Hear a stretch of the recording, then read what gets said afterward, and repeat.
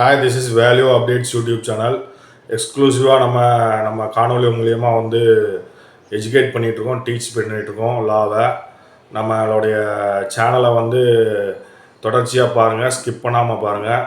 Subscribe பண்ணுங்கள், like பண்ணுங்கள், comment பண்ணுங்கள், ஷேர் பண்ணுங்கள். எல்லாரும் சட்டம் தெரிந்து கொள்ள வேண்டும் என்பதற்காக இந்த காணொலியை வந்து இந்த பதிவையும் போடுறோம். இந்த பதிவு என்ன அப்படின்னு பார்த்தீங்கன்னா, ஒரு ஆக்சிடெண்ட் கேஸு. இந்த ஆக்சிடெண்ட் கேஸ் வந்து ரொம்ப முக்கியமானது. எல்லாரும் அடிப்படையான ஒருவரும் தெரிந்து கொள்ள வேண்டிய ஒரு வழக்கு. இந்த வழக்கு வந்து ஜார்க்கண்ட் மாநிலத்தில், ஹைகோர்ட் மாநிலத்தில் வந்து நடந்திருக்கு. இந்த வழக்கை வந்து நம்ம வந்து இப்போ என்ன அப்படிங்கிறத பார்க்கலாம். அதாவது இதோட வழக்கோட டைட்டில் என்னன்னு பார்த்தீங்கன்னா, காப்பீடு போட்டிருந்தாலும் வாகனத்தின் உரிமையாளர் தான் இழப்பீடு தர வேண்டும் அப்படிங்கிறது தான் டைட்டில். அதாவது இன்சூரன்ஸ் இருந்தாலும் சரி, அந்த ஓட்டுநரோ அப்படி இல்லாட்டி வந்து அந்த உரிமையாளர் வாகனத்தின் உரிமையாளரோ தான் வந்து இழப்பீடு வந்து கொடுக்க வேண்டும்.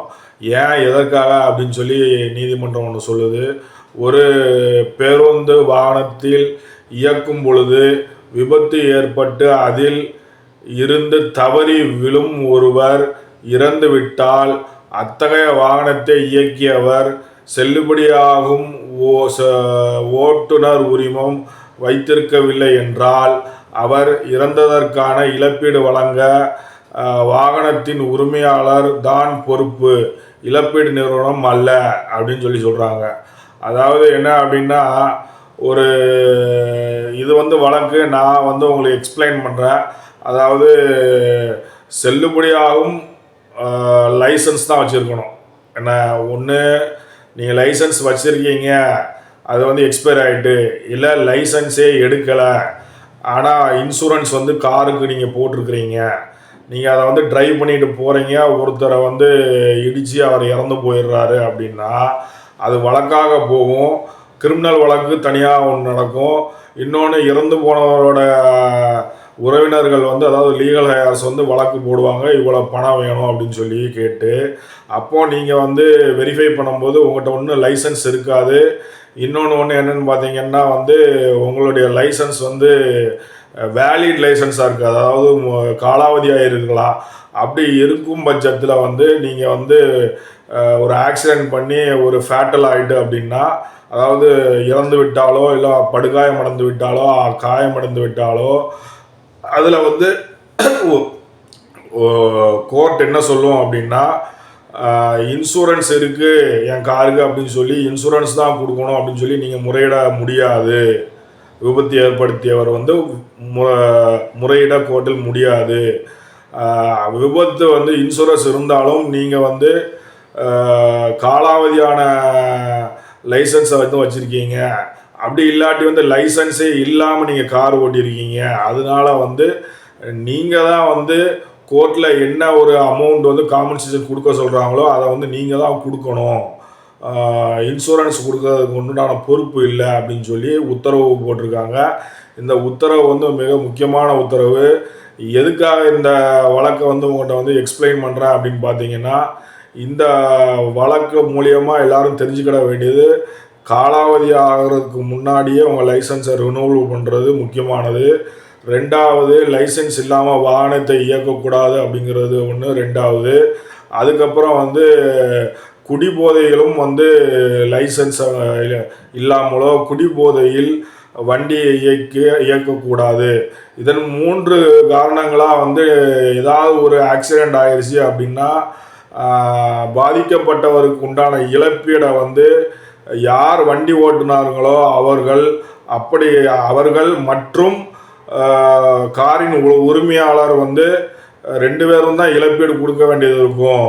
எங்கள் காருக்கு இன்சூரன்ஸ் இருக்குது, அதனால் இன்சூரன்ஸ் கிளைம் பண்ணிக்கலாம் அப்படிங்கிறது முடியாது, இன்சூரன்ஸ் அதுக்கு பொறுப்பல்ல அப்படிங்கிறாங்க. எதுக்காக பொறுப்பல்ல அப்படின்னா, நீங்கள் தெரிந்தே வந்து குடித்து விட்டு ஓட்டுவது, அப்புறம் வந்து வேலிட் லைசன்ஸ் இல்லாமல் ஓட்டுவது, லைசன்ஸே இல்லாமல் ஓட்டுவதற்கு வந்து இன்சூரன்ஸ் வந்து பொறுப்பாகாது, நாங்கள் கொடுக்க மாட்டோம் அப்படிங்கிறது சொல்கிறாங்க. அதையும் நீதிமன்றம் ஏற்றுக்கொண்டது. அதனால் வந்து இந்த 3 விஷயத்தை வந்து நீங்கள் ஃபாலோ பண்ணணும். என்னென்ன விஷயம் அப்படின்னா, குடித்து விட்டு வாகனத்தை ஓட்டக்கூடாது, இன்சூரன்ஸ் வந்து இல்லாமல் வாகனத்தை ஓட்டக்கூடாது, அடுத்து வந்து வேலிட் லைசன்ஸ் இல்லாமல் ஓட்டக்கூடாது, அடுத்து வந்து லைசன்ஸே இல்லாமல் ஓட்டக்கூடாது. இந்த 4 காரணிகளை நீங்கள் கடைபிடித்தால் உங்களுக்கு எந்த பிரச்சனையும் இருக்காது. அல்லது உங்களுக்கு இதன் மூலம் இது 4 காரணிகள் இல்லாமல் வண்டியை இயக்கி விபத்தை ஏற்படுத்தினால் உங்களுக்கு நீங்கள் யார் மீது விபத்து ஏற்படுத்தினீர்களோ அவர்களுக்கு பணம் கொடுக்க வேண்டிய சூழ்நிலை வந்துவிடும் கோர்ட் உத்தரவு மூலியமாக. இது ரொம்ப முக்கியமானது அப்படிங்கிறதுனால இதில் வந்து பதிவு செய்கிறோம். நம்ம அடுத்து வந்து இங்கிலீஷில் வந்து நம்ம ஆங்கிலத்தில் வந்து இதை பார்க்கலாம். ஆங்கில இதில் என்ன மொழியில் வந்து சொல்லியிருக்கிறாங்க, என்ன சொல்லியிருக்காங்க அப்படிங்கிறத நம்ம வந்து பார்க்கலாம். Driving without a valid license and causing an accident can have a serious consequence அப்படிங்கிறது தான் வந்து சொல்கிறாங்க. What is the legal consequences அப்படின்னு நம்ம பார்த்தோம் அப்படின்னா வந்து the driver may face a criminal charge such as a manslaughter, negligent homicide or vehicular homicide. They may also face imprisonment, fines and penalties. Insurance coverage. The driver's insurance carriers will not pay for any third party claim. The driver will be responsible for covering any loss to the third party. Liability பார்த்தீங்கன்னா வந்து driver's absence of valid driving license may be considered evidence of negligence in legal proceedings அப்படின்னு சொல்கிறாங்க. Driving without a valid license is a serious offense that can result in a fine of ₹5,000, the vehicle being impounded, the negligent impact on the driver's vehicle's insurance claim. இது வந்து நம்ம வந்து ஆங்கில உரையில் வந்து நம்ம எக்ஸ்பிளைன் பண்ணியிருக்கோம். ஆங்கிலம் தெரிந்தவர்கள் தெரிந்து கொள்வதற்காக. இந்த காணொலியை பிடிச்சிருந்தால் வந்து சப்ஸ்கிரைப் பண்ணுங்கள், ஷேர் பண்ணுங்கள், கமெண்ட் பண்ணுங்கள், லைக் பண்ணுங்கள், உங்கள் ஃப்ரெண்ட்ஸுக்கு ஃபேஸ்புக்கில் ஷேர் பண்ணுங்கள், குரூப்பில் ஷேர் பண்ணுங்கள். அப்புறம் வந்து நம்மளுடைய சேனலை ஆதரித்து எல்லோரும் சப்ஸ்கிரைப் பண்ணணும் என்று கேட்டுக்கொள்கிறேன். நன்றி, வணக்கம்.